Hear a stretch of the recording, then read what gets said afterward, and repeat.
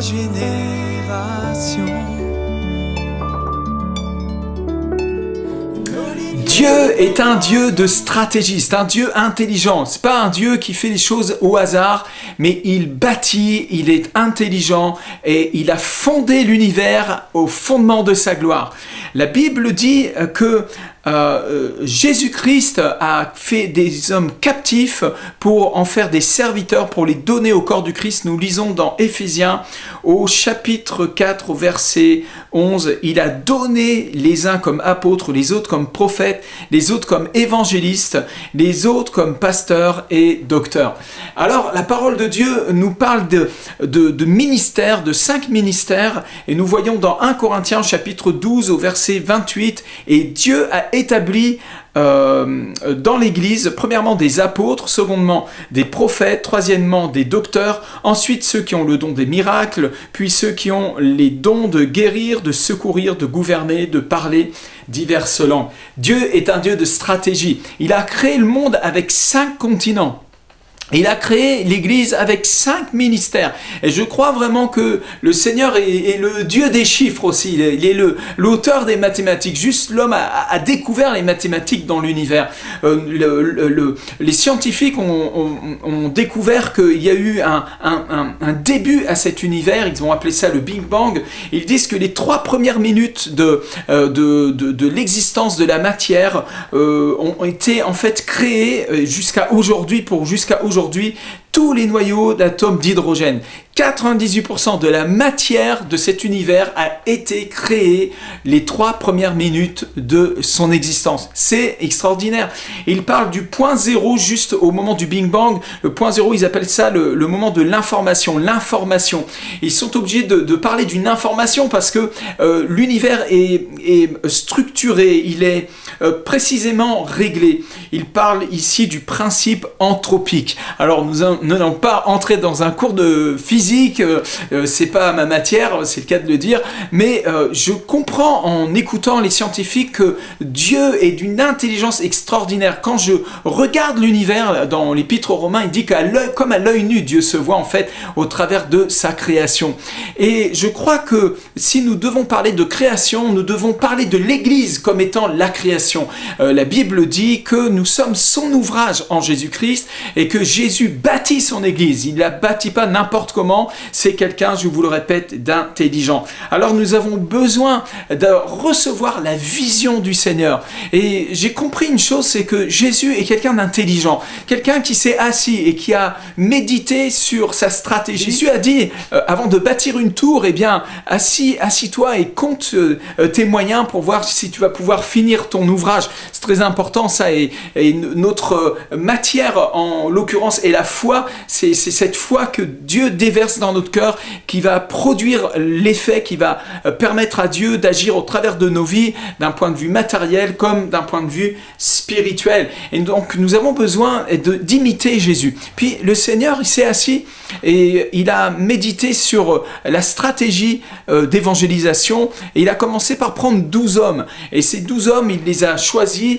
judicieusement. La Bible dit que Jésus connaissait exactement ces 10 ans. Besoin de nous attacher fortement à la pensée de Jésus-Christ, à la stratégie de Jésus. Et Jésus évangélisait de 3 manières principales, nous le voyons. Il a pris des disciples et ça a été l'une des parties les plus importantes de son ministère. Ces 12 disciples, il en a pris soin, il les a bénis, il les a enseignés, il les a corrigés, il s'est vidé littéralement en eux. Ce qu'il avait reçu du Père, il leur a donné. Il dira, je ne vous appelle plus serviteurs mais amis, car je vous ai fait connaître ce que mon Père m'a fait connaître.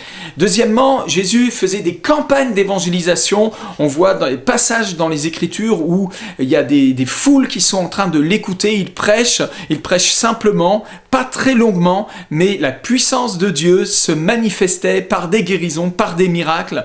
Et puis, Jésus était un évangéliste, un gagneur d'âme, invétéré. Alléluia. Je suis persuadé que 5 ministères, 5 continents, il y a une connexion là-dedans. Quand Jésus a parlé à ses disciples, il leur a pas dit allez dans un petit quartier, dans un petit coin, ouvrez une petite parcelle et puis commencez à faire votre petit ministère. C'est pas ça que Jésus leur a dit. Il leur a dit allez, soyez mes disciples et faites de toutes les nations des disciples. Prenez les nations, prenez le monde, prenez les 5 continents, et je vous envoie comme des apôtres, comme des prophètes, comme des évangélistes, comme des pasteurs, comme des docteurs, comme des...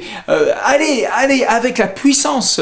Voici, j'ai reçu toute autorité au ciel sur la terre, a dit Jésus. Après sa résurrection, il leur est apparu et il leur a dit, j'ai reçu toute autorité au ciel sur la terre. Waouh, cette autorité est libérée pendant l'année 2016 dans le corps du Christ. Combien vont s'aligner avec la tête du corps? Combien vont s'aligner sur les fondements apostoliques, prophétiques, de la parole de Dieu? Combien vont s'aligner à l'autorité pastorale? Combien vont s'aligner pour répondre à l'appel de l'évangéliste et de faire le travail d'un évangéliste? Nous continuons maintenant sur un passage de 2 Timothée au chapitre 4, versets 3 et 5. Car il viendra un temps où les hommes ne supporteront pas la saine doctrine, mais ayant la démangeaison d'entendre des choses agréables. Ils se donneront une foule de docteurs, selon leurs propres désirs, détourneront l'oreille de la vérité et se tourneront vers les fables. Mais toi, sois sobre en toutes choses, supporte les souffrances, fais l'œuvre d'un évangéliste, remplis bien ton ministère. Alléluia! Cette parole est pour toi ce matin. Toi qui m'entends, qui écoutes cette parole est pour toi, et ne vous laissez pas séduire dans cette fin des temps. L'apôtre Paul, rempli du Saint-Esprit, écrivit à son fils Timothée, son fils spirituel. Il lui dit, il viendra un temps où les hommes ne supporteront plus la saine doctrine, mais ayant la démangeaison d'entendre des choses agréables, ils se donneront une foule de docteurs. Les docteurs sont très importants. Le ministère de docteur donne les fondements. Et un docteur qui enseigne la parole ne doit pas enseigner la parole de façon tordue, en enlevant des fondements du royaume, en enlevant des vérités qui sont fondamentales au salut, telles que par exemple le baptême par immersion, ou encore le véritable culte à rendre à Dieu. Nous n'avons pas à nous mélanger, à suivre des fables religieuses, telles que par exemple le culte marial, ces choses qui sont des abominations, qui n'ont rien à voir avec la parole de Dieu, avec le royaume des cieux. Jésus-Christ n'a jamais enseigné de prier sa mère, Jésus n'a jamais enseigné de prier des idoles, et ces choses doivent être dites aujourd'hui dans ma génération, parce qu'il y a une séduction qui est en train de pénétrer, littéralement de s'infiltrer dans l'église, et nous devons prendre position et nous aligner avec la parole de Dieu. Il y a aussi des églises où on ne fait que les choses agréables, hein, on a la démangeaison d'entendre que des choses agréables. Ah, je t'aime, oh, tu es merveilleux. Bien sûr, nous devons encourager les gens, mais nous devons aussi les reprendre avec autorité, avec esprit de vérité. La vérité est très importante. Frères et sœurs, ne nous laissons pas endormir dans notre âme, mais soyons des hommes spirituels. Il dit, supporte les souffrances. Il y a des souffrances qui accompagnent le ministère. Pour trop de ministères cherchent le confort, cherchent le plaisir. Les chrétiens, on leur enseigne le plaisir. Je veux non pas vous enseigner le plaisir, mais je veux vous enseigner à jeûner, à prier, à témoigner, à supporter la souffrance, la chaleur du jour quand vous êtes dans le combat spirituel, le poids des pas de foi à cause des finances. Et nous avons besoin de financer cette année à hauteur de plusieurs dizaines de milliers d'euros l'évangélisation, et toutes ces souffrances qui accompagnent le ministère. Eh bien, nous devons nous prendre en compte et non pas repousser ces choses. Nous n'avons pas le choix, sinon nous ne remplirons pas bien notre ministère. Nous devons faire un ministère, remplir notre ministère avec efficacité, avec autorité et avec, avec droiture, et répondre véritablement à l'appel du Seigneur. Je veux vous dire, mes frères et sœurs, qu'il n'y a qu'un seul corps et un seul esprit, comme aussi vous avez été appelés à une seule espérance par votre vocation. Un seul Dieu et Père de tous, qui est au-dessus de tous et parmi tous et en tous, mais à chacun de nous la grâce a été donnée selon la mesure du don de Christ. C'est pourquoi il est dit, étant monté en haut, il a emmené des captifs et il a fait des dons aux hommes. Donc les 5 ministères, apôtres, prophètes, évangélistes, pasteurs et docteurs, pour le perfectionnement des saints en vue de l'œuvre du ministère de l'édification du corps, jusqu'à ce que nous soyons tous parvenus à l'unité de la foi et de la connaissance du Fils de Dieu. Oui, il y a une unité, mais c'est l'unité de la foi en Christ et non pas des mélanges religieux qui sont toxiques. Et à l'état d'homme fait, à la mesure de la stature parfaite de Christ, afin que nous soyons plus des enfants flottants et emportés à tout vent de doctrine, par la tromperie des hommes, par leur ruse dans les moyens de séduction, mais que professant la vérité dans l'amour, alléluia, nous croissions à tous égards en celui qui est le chef, Christ. Il ne s'agit que de Christ. C'est de lui et grâce à tous les liens de son assistance que tout le corps, bien coordonné et formant un solide assemblage, tire son accroissement selon la force qui convient à chacune de ses parties et s'édifie lui-même dans l'amour. Alléluia. Jésus n'est pas quelqu'un qui fait des choses par hasard. Il est un sage architecte. Il a posé les fondements et nous devons entendre de Dieu maintenant. Nous avons besoin d'entendre du Seigneur.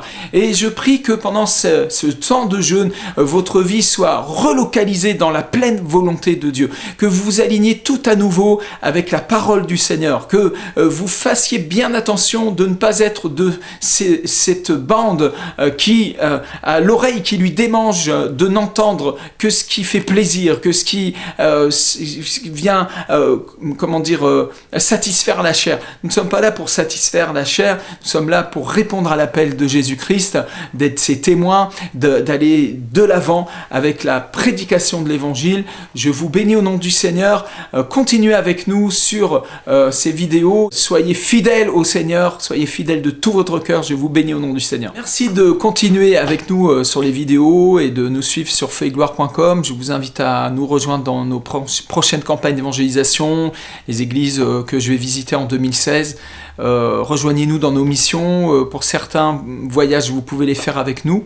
Je vous invite aussi à vous procurer ce livre, Les 5 ministères et la réforme, dans laquelle je parle des sphères d'autorité, les erreurs, les traits de caractère. Et j'ai trouvé ça dans la parole de Dieu, bien entendu, et en fait, dans l'Ancien Testament, dans une étude de l'hébreu. C'est assez intéressant.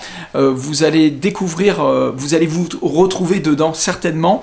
Et puis, ce livre est un livre qui va vous aider, qui va vous guérir concernant l'Église. L'Église, le plan de Dieu pour notre génération.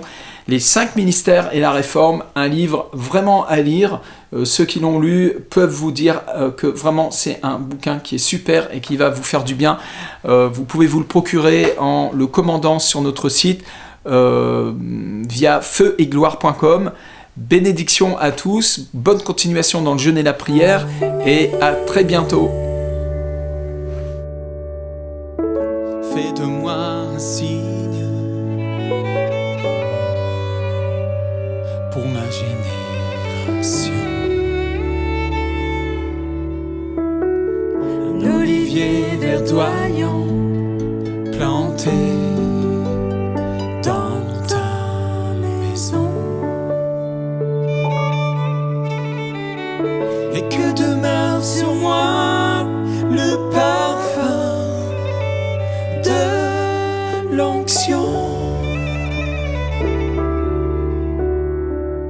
Fais de moi un signe pour ma génération.